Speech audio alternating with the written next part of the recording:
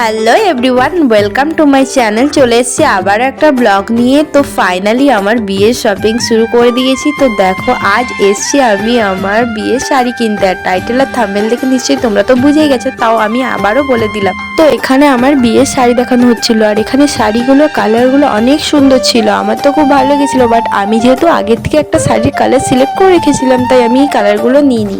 দোকানদার আমার মনের মতো একটা শাড়ি বার করে দিয়েছিল, বাট কালারটা তাও সেম আসেনি। তাও আমি একবার ট্রাই করে দেখছিলাম। আর এদিকে ফোনের ক্যামেরাটা আমার বোন ধরেছিল, সেই কারণে ফোনটা একটু লড়ালড়ি করছিল। তোমরা একটু স্কিপ করে নিও। তো দেখো শাড়িটা আমি প্রথমে ট্রাই করেছিলাম, বাট আমি শাড়িটা ঠিক করে বাগাতে পারিনি। তো তাই মাসি শাড়িটা ঠিক করে ধরিয়ে দেয়। এখানে দেখো শাড়িটা আমার গায়ের উপরে ফেলা হয়েছে। শাড়িটা কিরকম লাগছে আমার উপরে একটু তোমরা কমেন্টে জানিও। তো আমার তো খুবই ভালো লেগেছে, তাই আমি শাড়িটা নিয়ে দেখছিলাম যে শাড়িটা আমি পরলে কিরকম লাগবে। আমার তো শাড়িটা খুব ভালো লেগেছে, তোমাদের কিরকম লেগেছে কমেন্টে জানিও। তো দেখো এখানে আমি একটু দেখছিলাম শাড়িটা কিরকম লাগছে। তো তারপরে শাড়িটা আমি রেখে দিই আর ওরা প্যাক করে দেয়।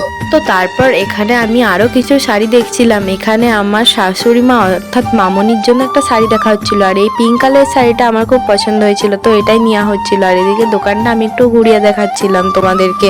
আর এখানে আমাদের কিছু সুতির শাড়ি দেখানো হচ্ছিল, যেহেতু গায়ে হলুদ আর নান্নি মুখের জন্য শাড়ি লাগবে, তো তার জন্য আমরা কিছু শাড়ি দেখছিলাম। শাড়িগুলো কত সুন্দর না, যেহেতু ক্যামেরাটা বন্ধ ধরেছিল তাই আমি একটু স্মাইল করে দিলাম। তো দেখো এদিকে শাড়িগুলো কত সুন্দর। এখানে এত শাড়ি দেখে আমি তো প্রায় কনফিউজ হয়ে গেছিলাম কোনটা ছেড়ে কোনটা নেব। সব শাড়িগুলোই এত সুন্দর যে কত ভালো লাগছে। তো এখানে আমার এই হলুদ কালারের শাড়িটা খুব পছন্দ হয়েছিল, যেহেতু গায়ে হলুদে পরার জন্য কেনা হচ্ছিল, তাই হলুদ কালারের শাড়িটা নিয়েছিলাম। ভিডিওটা কিরকম লাগলো কমেন্টে জানিও। এখনের মতো বাই, দেখা হচ্ছে নেক্সট কোনো একটা ব্লগে।